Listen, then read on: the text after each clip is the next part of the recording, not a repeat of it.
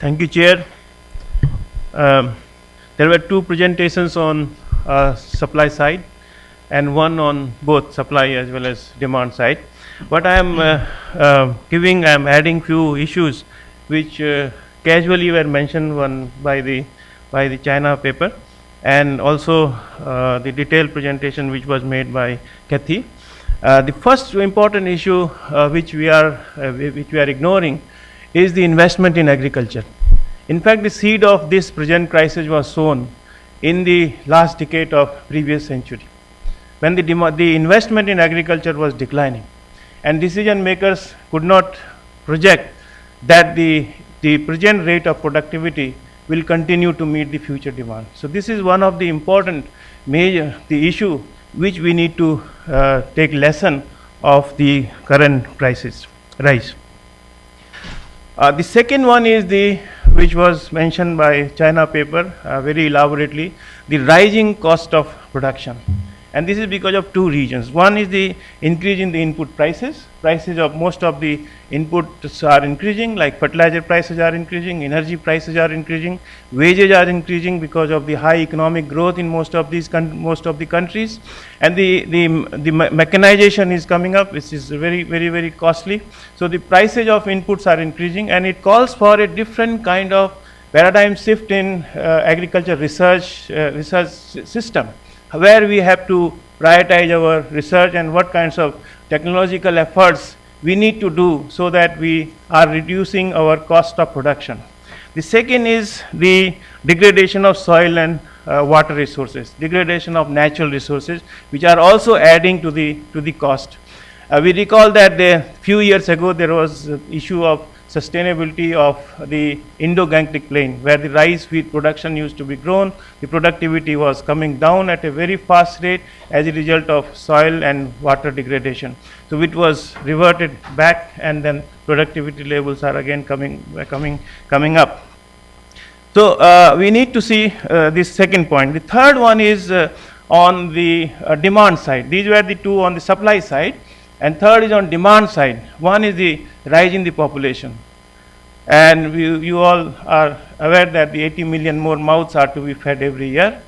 And the second is on high economic growth in many of the countries, especially India and China, which are growing at the rate of around 8%.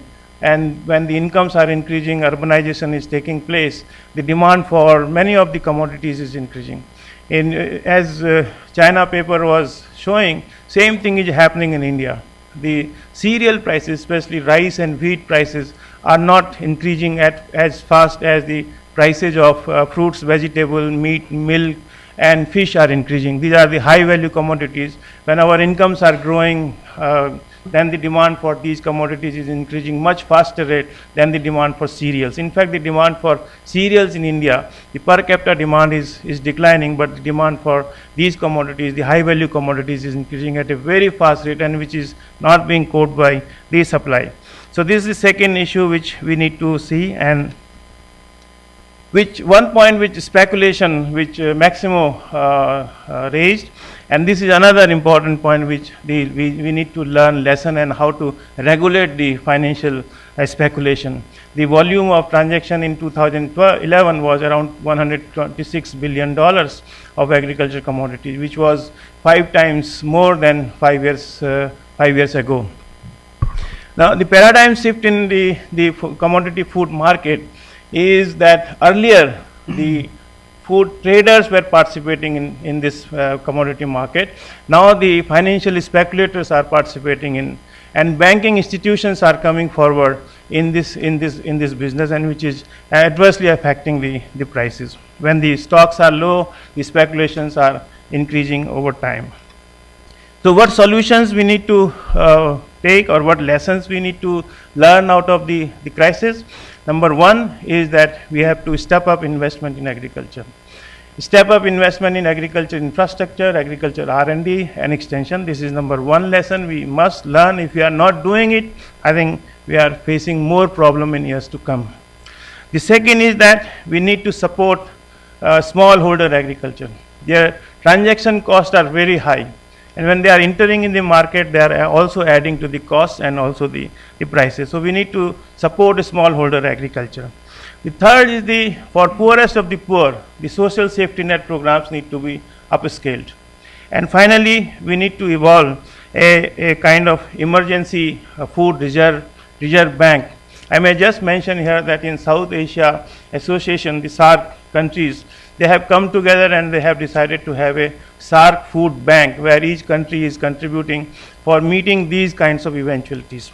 And these are the few points which I would like to share, and I am sure that the outcomes of our CRP2 will contribute significantly in mitigating the crisis. Thank you.